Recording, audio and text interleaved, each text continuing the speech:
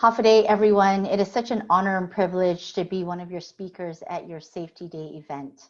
My name is Darlene Garcia, and I'm coming to you virtual from Toronto, Canada, but I am originally from Guam, hence the beach in the background. This always makes me feel just a little bit closer to home. I'm here today to talk to you guys about how COVID-19 has significantly impacted our mental health and our emotional health. Why is that subject so near and dear to my heart?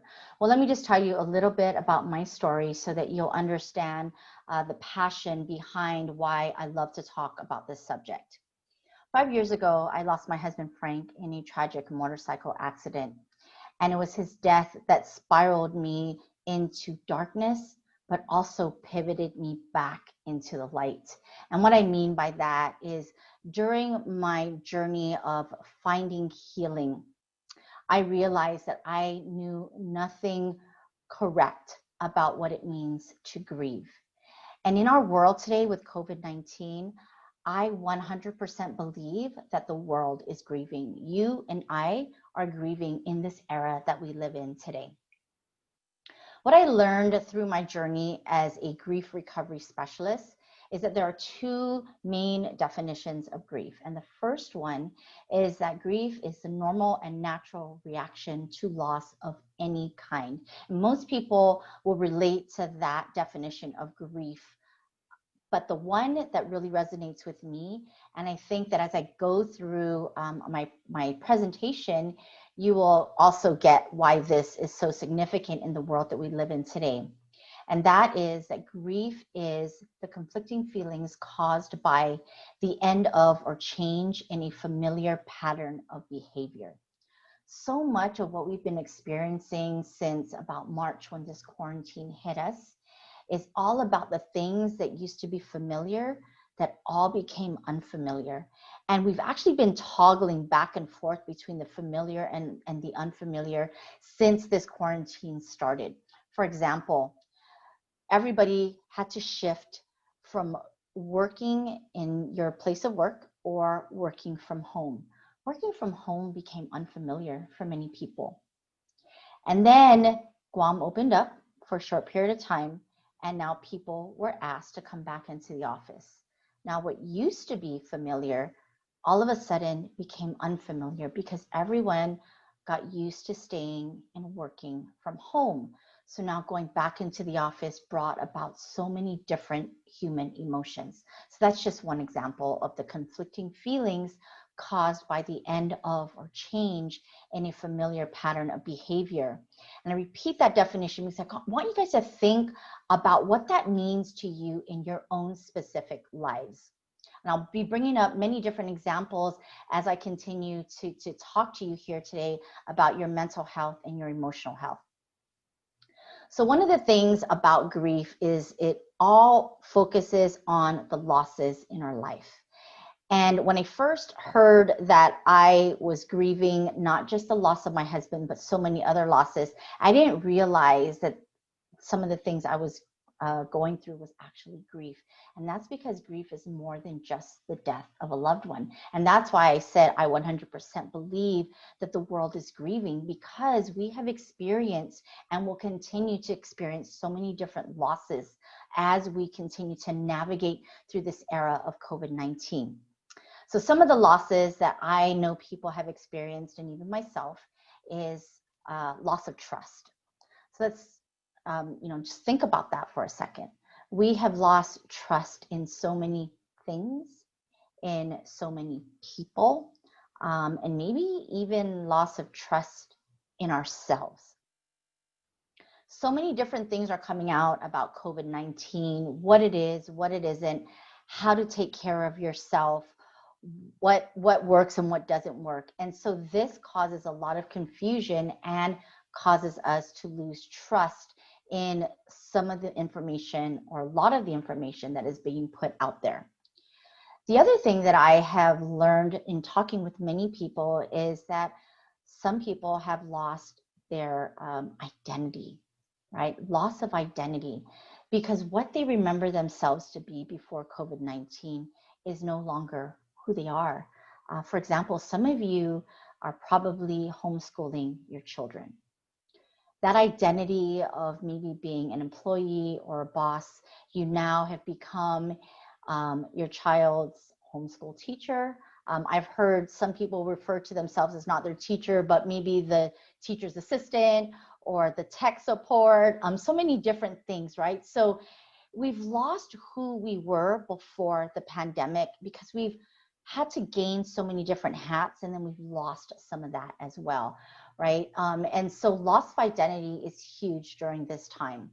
The other one is loss of finances.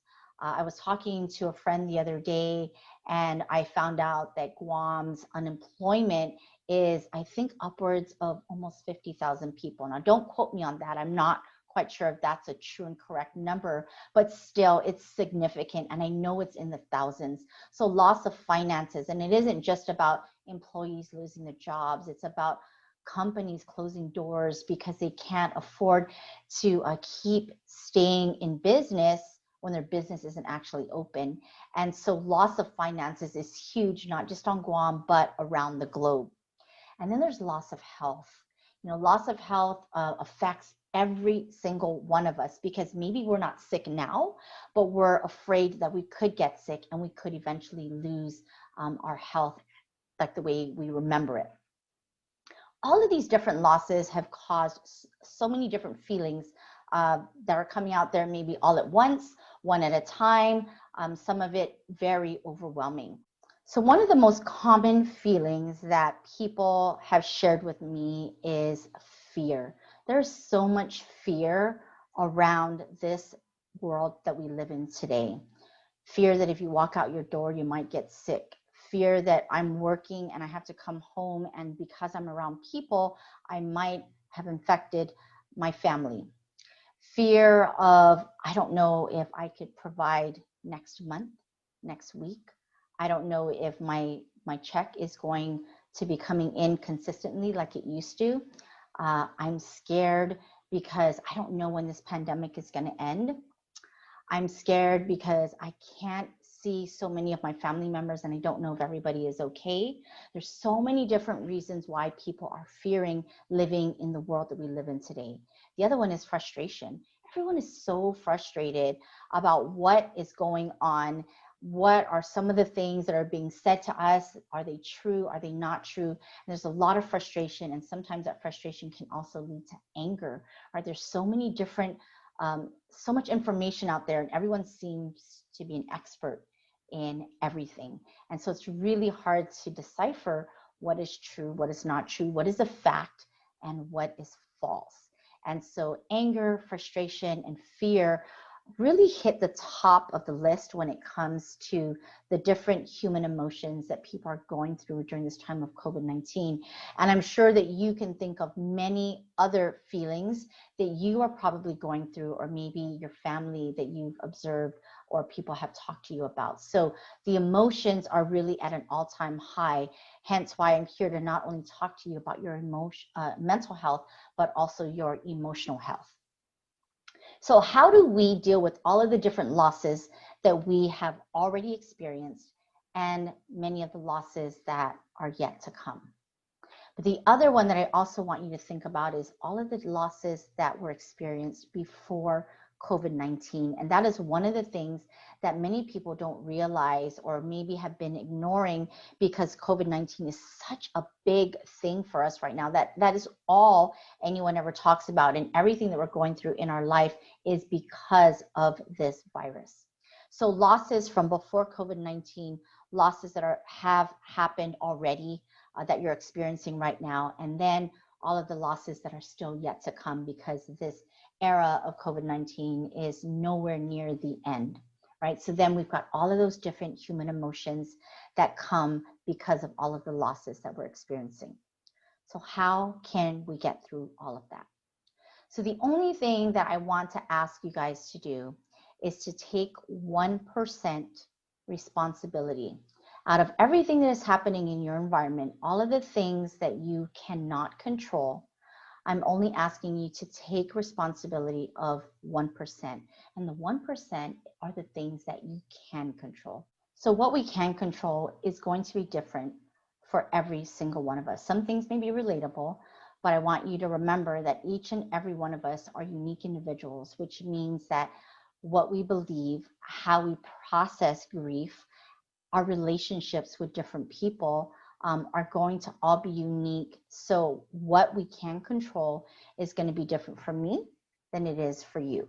So I want you to just think about that for yourself. But let me just give you some examples of the things that I know that I can control. So for me, what I've done in my life to be able to sit and be able to take 1% responsibility despite all of the things that are going on in my environment is to make sure that I'm keeping myself healthy in my mind. How do I do that? I don't watch the news all day. In fact, I probably watch it maybe once or twice a week.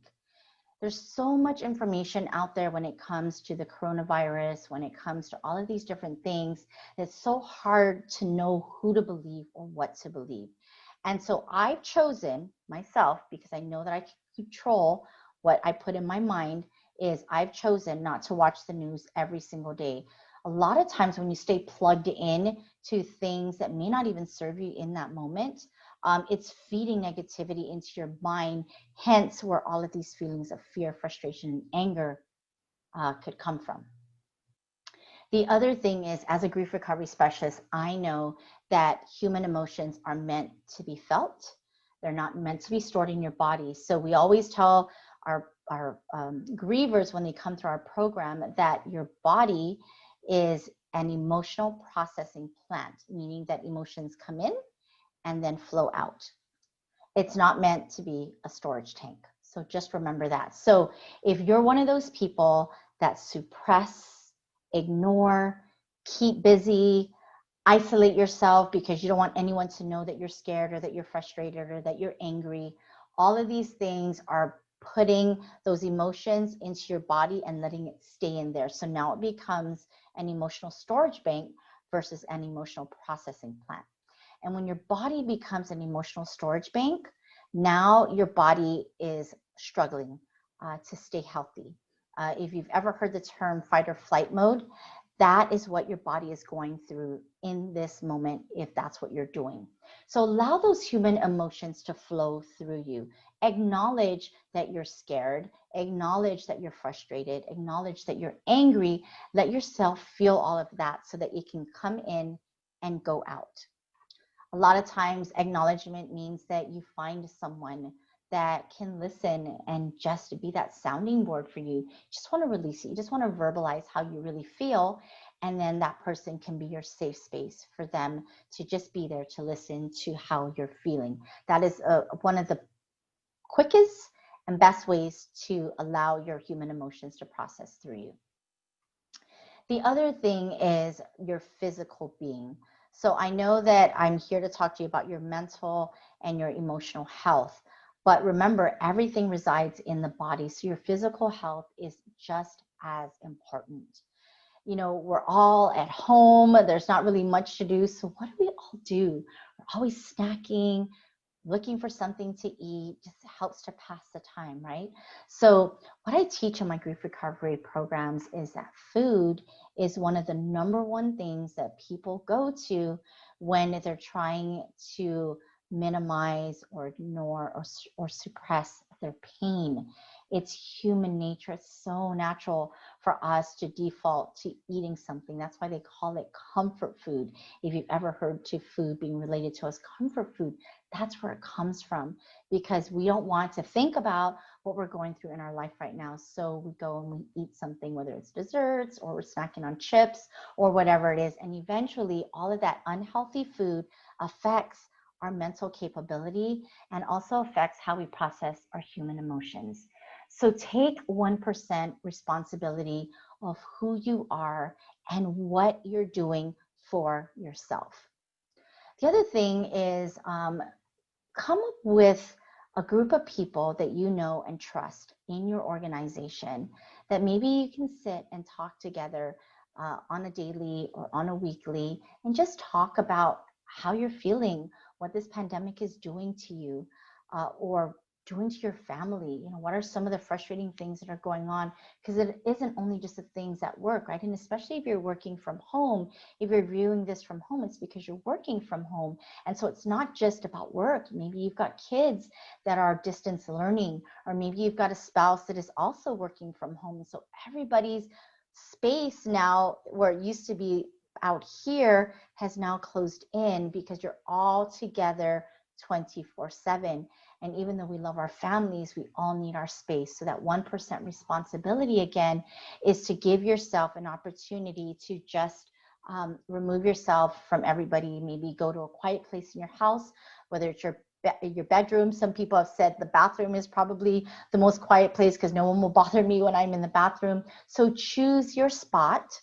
And then make sure that you're communicating and are being transparent with your family as well. It's important that not only you have your quiet time or your alone time, that everyone has that opportunity as well, because everyone is going through relatable feelings of grief during this COVID-19 era. It's not only just about work, guys. You also have to make sure that you're checking in on each other and making sure that you are emotionally and mentally capable to do your work on a daily basis. Be kind and be patient, because the work environment at home is different than the work environment in the office. You don't have all of the distractions in the office that you would at home, right? The kids, the other family members, you have to stop and cook. I mean, depending on how old your kids are, you might have to stop because maybe they have a question, about their homework.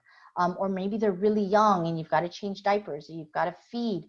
So there's so many different variables, so many different situations, which is why I said that 1% responsibility. The things that we can control are going to be different from one person to the next. So mental health, keep your mind filled with positive distractions. This is what I like to call it, positive distractions. What does that look like? Reading books that are going to help to further develop yourself as an individual, as a leader, develop your creativity. A lot of times we've put aside what we really love to do because we're so busy working. Well, now that you're all at home quarantining, I'm guessing that you're not going to be working, all full 8 hours, and that there's some things where you can walk away from the computer. Use that opportunity to just unwind and read a good book, whether it's fiction or whether it's, like I said, personal development type things, but just allows your mind to rest and reset at the same time. And then pick up other things that, like I said, that you loved that maybe you stopped doing, whether it's drawing, singing, working out, playing games with your family. Find different ways to be creative. Honestly, living in this era of COVID-19 definitely has its positives and not just its negatives, right? But when we look at it from a negative perspective, we're constantly living in fear, frustration, and anger, and all of those other human emotions. We're never going to see what we call the silver lining in what's going on in and around our world.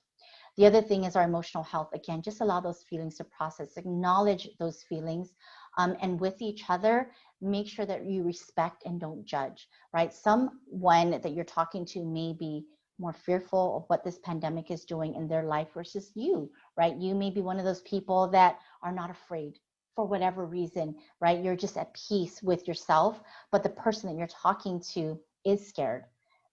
Don't try and tell them not to be scared. Just acknowledge that this is where they're at and this is where you're at. Respect their feelings, right? I think that is super important when we're coming together as an organization, is to make sure that we don't judge each other, acknowledge each other's space, be mindful and compassionate when it comes to our human emotions and how we're dealing with different things. So on this day, this safety day event, I just want to encourage everybody to put yourself first. One of my grief recovery colleagues always says that you can't pour from an empty cup. And so if you feel that your cup is empty, you need to refill it. So refill it by taking care of yourself. Do things that help you to relax, to fill your mind with positive things, peaceful things, joyful things.